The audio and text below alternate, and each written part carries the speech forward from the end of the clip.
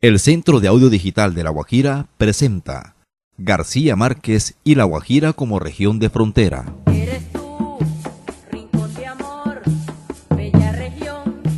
Esta es mi historia, esta eres tú. Vive tu vida, vive 100 años de soledad. Vive 100 años de soledad. Los vínculos afectivos de Gabriel García Márquez con La Guajira han sido documentados ampliamente por los estudiosos de su obra y testimoniados por el propio escritor.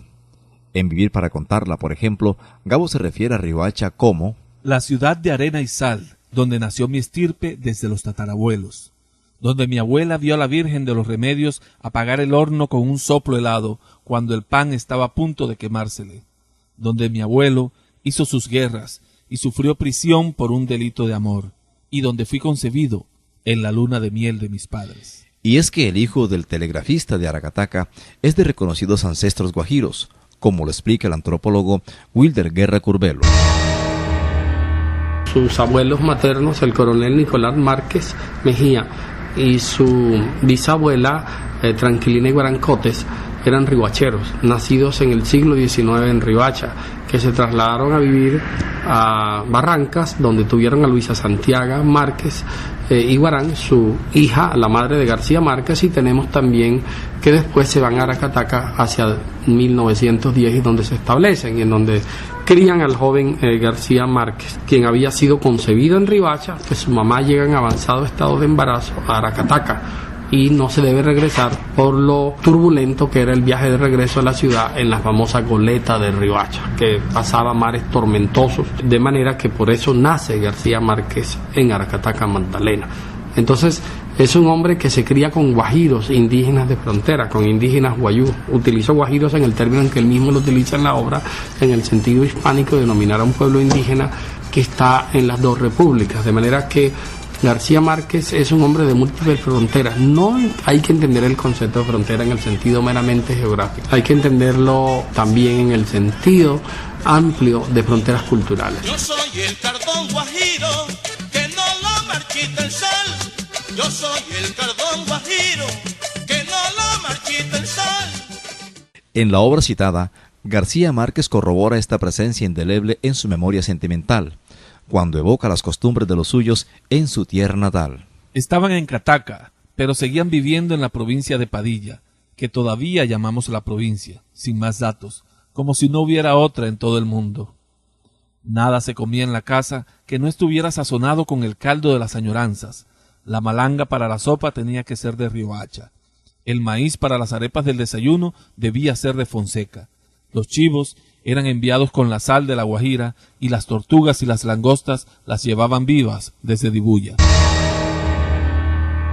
Esta circunstancia ha dado lugar a lo que los críticos llaman la impronta guajira en la obra de Gabo.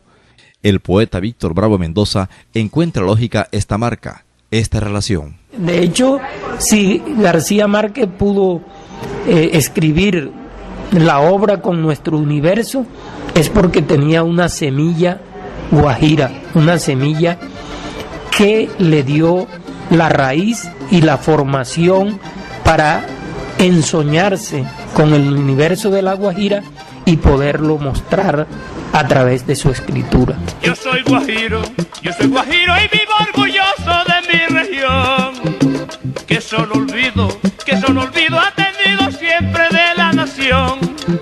Soy de la tierra donde nace el sol y donde se han perdido en la arena bella su historia de paz y amor.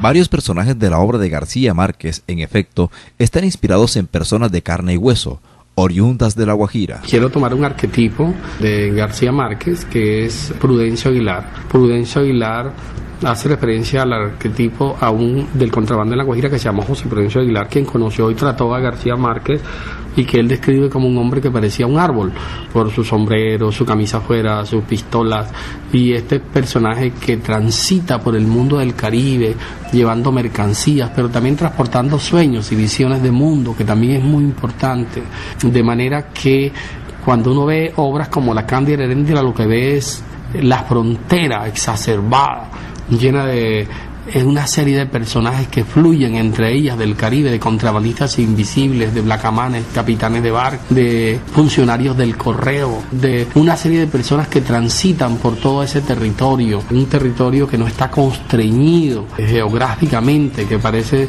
ser un mundo abierto en el cual todo el Gran Caribe fluye.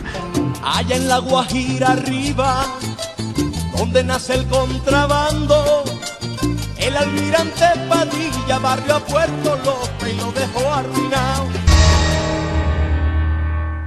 El novelista recogería en su obra además las particularidades geográficas y culturales de La Guajira, así como sus vecindades próximas y lejanas. Debo decir que García Márquez es un hombre de frontera.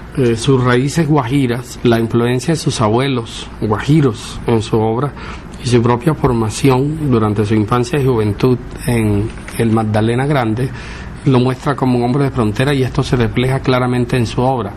Lo primero que vemos es un Caribe extenso en la obra de García Márquez, un Caribe no limitado a la mera localidad colombiana, sino un Caribe en el que están presentes las islas, está presente Venezuela, están presentes muchas figuras dictadoras del Caribe, y están presentes unos personajes transeúntes, personajes que se mueven como uno de los buendías y que emprenden guerras o se proponen proyectos para liberar de regímenes autoritarios a toda América, desde Alaska hasta la Patagonia. Uno puede encontrar en diversas obras todas esas islas y sus poblaciones migrantes, como en El otoño del patriarca, por ejemplo, que puede ocurrir en un rincón de Panamá, pero también en un pedazo de Surinam o en cualquiera de las islas. En obras como La Cándida Heréndira están situadas en una esquina del mundo, en La Guajira, en donde fluyen personajes extranjeros, gentes caribeños, diversos cuentos de García Márquez, y en diversos poblados aparecen personajes de Curazao, mestizajes, por ejemplo, que son notorios entre población europea y población afroamericana, población caribeña, población indígena, que están permanentemente presentes.